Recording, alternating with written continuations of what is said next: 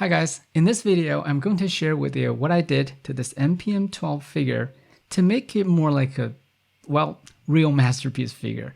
Now there are a few things I would like to share. First, light up eyes. This little guy here has super bright eyes. It is not going to be as bright as this one, but light up eyes is kind of a very critical part to bring this MPM-12 like to life, right? So we're going to do that. And second, adding some paints. As you can probably already tell, I paint the thighs in some areas. I'm going to show what paint do I use and how did I paint it. The whole deal is that it has to be very simple, right? The light up eye feature probably takes about 5 to 10 minutes to do, and it's really, really cheap. That's a very good part of that.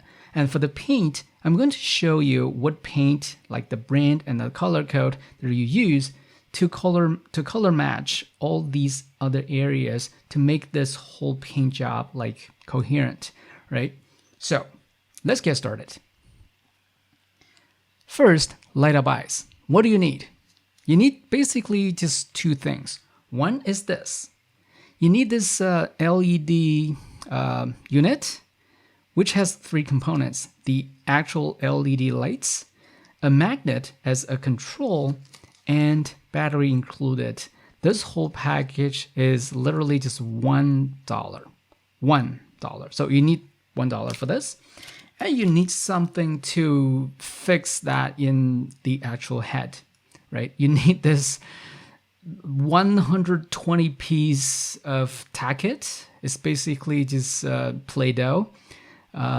You can just use something to replace this as well. If maybe you can use some duct tapes, but this has a particular purpose of blocking the light from leaking out from the sculpt. Because once you add the LED in it, it's super bright and there will be light leaking like from some of the gaps. Now this can serve two purposes. One, it fixes LED light in position, because this is just some rubbery and sticky material. Two, it blocks the light. This 100 piece package is another $1. So you need to, literally you need $2. There's two pieces of things to make the light up. Of course, some basic tools like a knife. So let's see how to do that.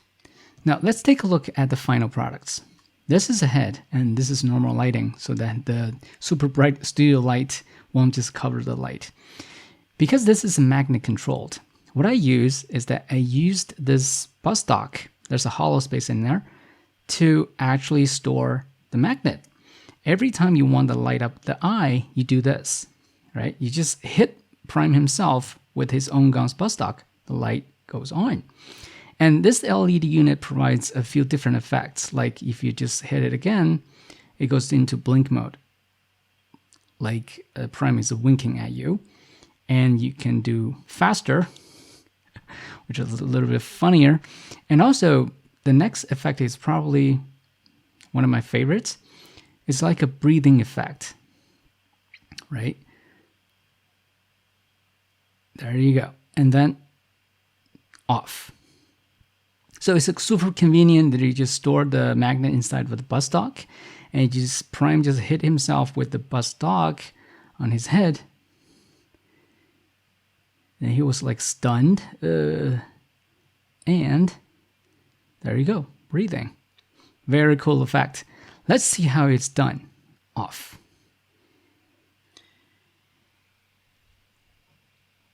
Essentially the whole process goes like, you disassemble the head, and then you got this translucent like light piping parts, right? And you also got this hollow area here. Now the key is the antenna or earpiece. This is a critical part because I'm gonna attach an image here that you can see. You need to cut some space out just so that this LED unit could be mounted in and fixed in place. The way you assemble it is that this earpiece or antenna goes onto the back of the head, And the upper side here is where you shine the light on, and the light piping will actually light the bits and create a light up effect.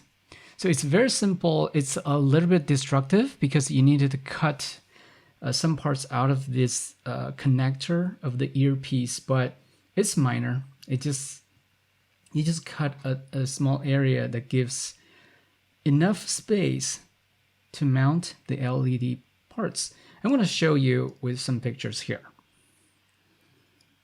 So basically what you do is that, as you can see here, you're cutting a part from the front part of this antenna connector, and then you get something like this, right? It's still connected, but not as strong, but that's also okay as long as you don't just pull on it. And then we're going to use the tacket, the rubbery material, the Play-Doh, to actually insert into the forehead, the inside of the forehead. And the thing is, you need to actually spread it out. Just like I said, you need to block the light from leaking out from the thin plastic of the head. And that's what you do. And then when you get the Play-Doh in place, and you just squeeze in this LED light unit. And then when it's in, it's done. It's just as simple as that. The trick is probably how you cut this rubbery material off this antenna connector. But as long as you have a decent knife, you can probably just do it with ease. Or you do it slowly, you can just finally get there. It's very simple. But the final product is pretty decent. I like how light piping material that they reserved for this operation, and it's very helpful. So that's the light up eyes. $2 cost, 10 minutes work, and you get it done. Well, next, let's talk about paint. Now, as you can see in this picture, this is everything I painted. From the top, I painted the gun, the elbow joint, the bicep, the thigh, like the front and back, and also the knee joint. The reason I painted, I don't have the before color. The reason I painted it because, first off, they're not consistent. These parts are not of the same color when you have, out of the box. And second, these parts looks like really plasticky. It takes the whole like metallic feel they wanted to create with these color plastic like completely out. So what I use to paint them? First, the elbow joint and the bicep, I use deep stainless steel from Sunning 7. The color code is 1002. The paint number is 1002, just to color match the plastic in the torso, in the body, right? So that you can probably see that these parts doesn't really have that significant of a color difference. It's pretty coherent. Like the bicep and the body parts, they match perfectly. So that's the color I used, and it's a pretty good match. And then we go to the thigh. The thigh is a bit sophisticated because it has two colors. One is the silver, the other one is the metallic black. This metallic black also on the like knee joint and also the lower leg is actually different from the bicep, the upper body in the torso and abdomen area. They actually used different colors, and I went back for the CGI model, and I do see they are slightly different. So what you want to use is even simpler paint. This paint, what I use is Tamiya color TS40, as you can see in the photo here, TS40 to paint these joints. But the thigh requires a little bit extra work. Now, this is probably a little bit more sophisticated, but you need some tapes. Like these tapes are special made for painting to separate colors. You just paint the whole part like black, like I show you here, with some black paint and coat it with metallic TS40, Tamiya color TS40 metallic black. And then on top of it, I added this paint. This paint, I call it legendary paint because it really gives you this stainless steel chrome, almost a chrome look.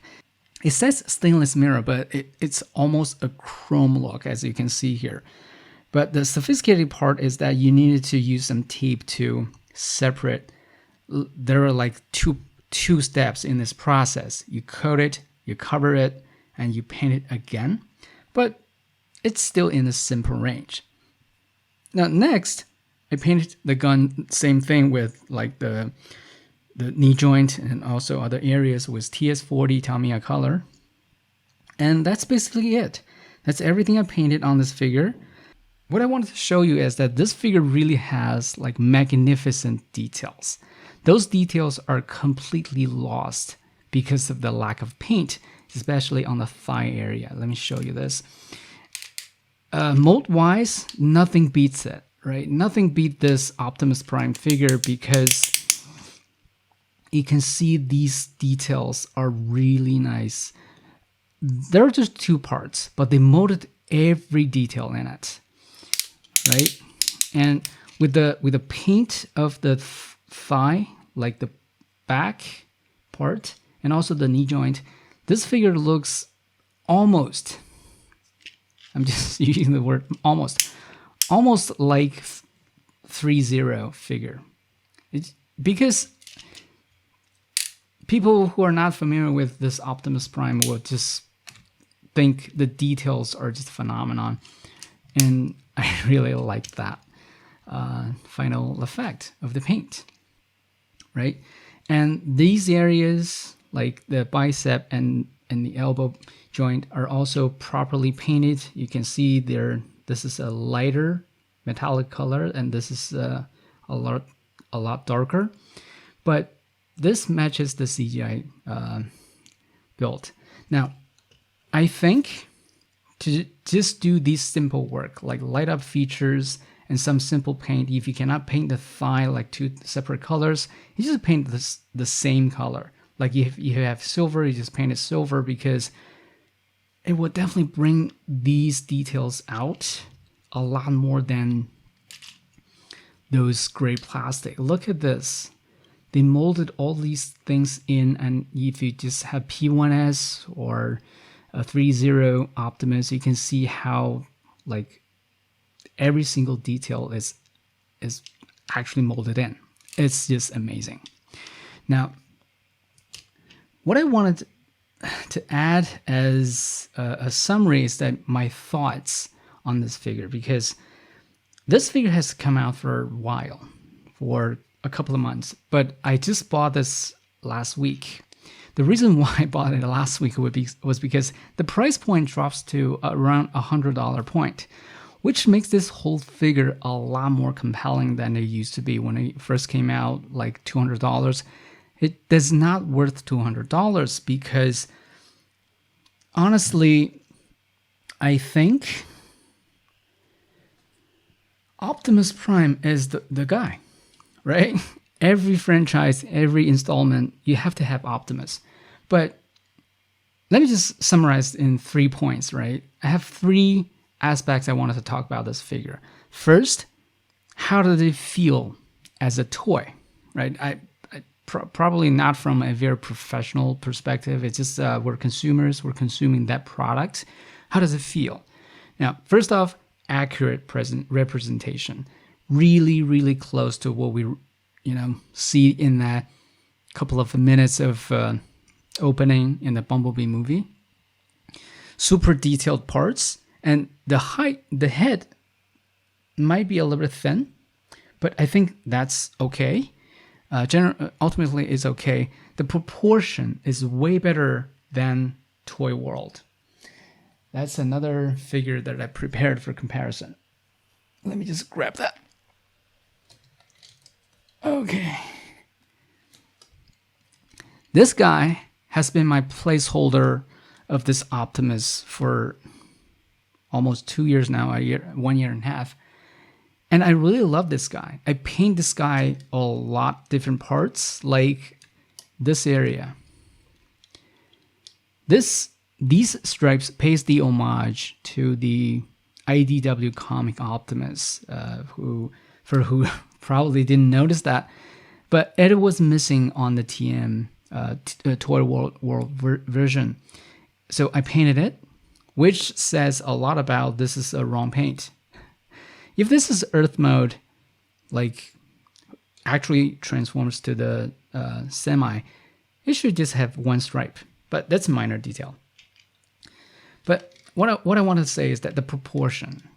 When I had this, I'm going to post a few pictures of this guy. You can see that I think Toy World really did an amazing job to actually make these figure look almost like the definitive figure. For me, it has been definitive. I cannot psychologically accept a non-transforming Transformer toy. This little guy being an exception, because this is a different kind of a product. It's a Bluetooth speaker for those who don't know. And here's the speaker, right? And this serves as a stand for this little guy, like that, right? It's very nice, but this is my only non-transformable like Transformer toy. This guy didn't really use the accurate representation of the robot mode, but the vehicle mode is very decent or even excellent. I love this one very much. But generally, this guy takes the cake. Accurate representation, transformable toy, nothing goes better than this. So that's the first thing. I didn't buy 3.0, just like I said, I need my Transformer toys to transform. That's my first point. Second point, transformation, right? If you talk about transforming toys, this transformation is very good, especially what many Optimus Prime figures failed to create is this trailer hitch, right? This part, probably this is the only decent like vehicle mode of Optimus. But the sacrifice is also very obvious. The leg of SS38, this Optimus, was pretty poor, right? Now, I think this guy, I transformed this guy like twice, and that's it. I don't think I will ever transform this. This is not enjoyable. This is just a very horrible transformation. Talking about masterpiece transformation, here's something I am like very disappointed in recent masterpiece lineup. That's a KO. I had very limited KO figures. This is one of them because I don't want to buy the original. Reason being, why do we buy Transformer toys? Because when we're kids, we want Optimus toys, Transformer toys. And those toys challenged our imagination, right? We have features on these robots, and we're trying to figure out how those features on the robot turn into the parts of a car. That's the point of this whole transforming toy thing. But look at this guy. Yes, it's probably the most accurate representation of the G1 cartoon. But if you had this guy, you know, there were only technically two parts that's still visible when this guy transforms into the semi. This chest piece and one side of the shoulder. Those are two surface areas that are still visible when he turns into a truck. Everything else becomes like hidden and you don't see the car parts. So it's not any more transformation. Well, technically it is, but it's like morphed into a truck rather than transformed into a truck. It takes this whole imagination part out of this toy, which make me like pretty sad. Yes, it started with MP1, right? Because this abdomen area was pretty difficult to like make into the actual vents of the truck, but there were vendors did it, right? I have that figure. I didn't really take that out. It doesn't really have the fake grill. fake abdomen. It's the same part as the truck vents. So I don't like this transformation. I hate it, and I think this is actually the very, very bad aspect of the current MP line. You see the new Masterpiece Starscream has the fake cockpit. I cannot accept it. Starting from MP39 Sunstreaker, I cannot stand it. It's like the MP designers are trying to find the bottom line. It's trying to test us, to challenge our tolerance. Like, to which point you can accept how many fake parts on the robots or on the car. That's very sad.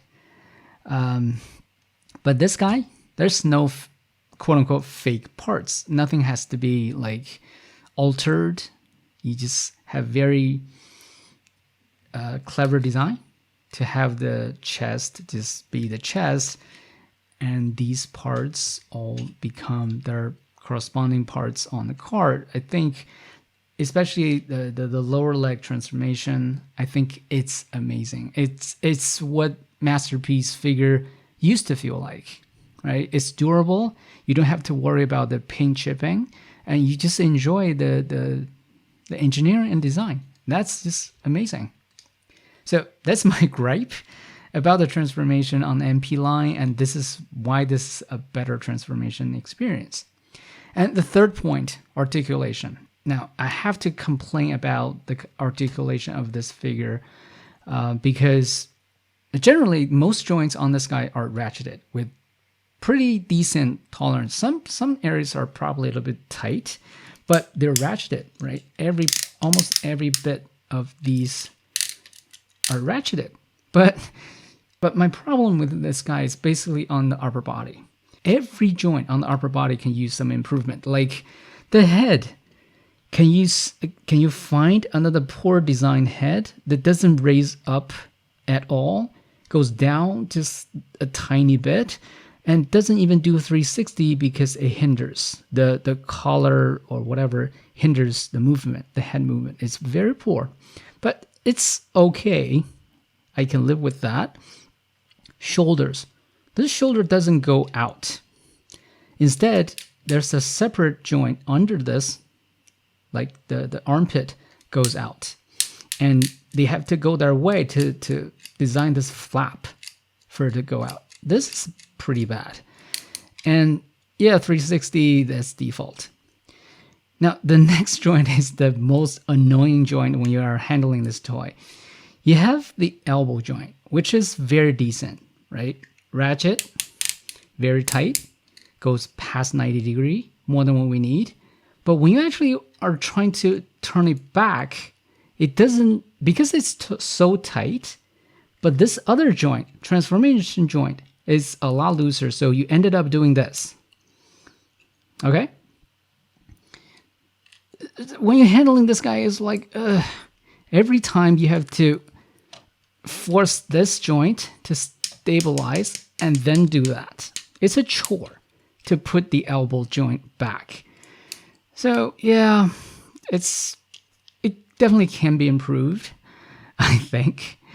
And now the worst part is the claw, right? This claw, like, what are they thinking about?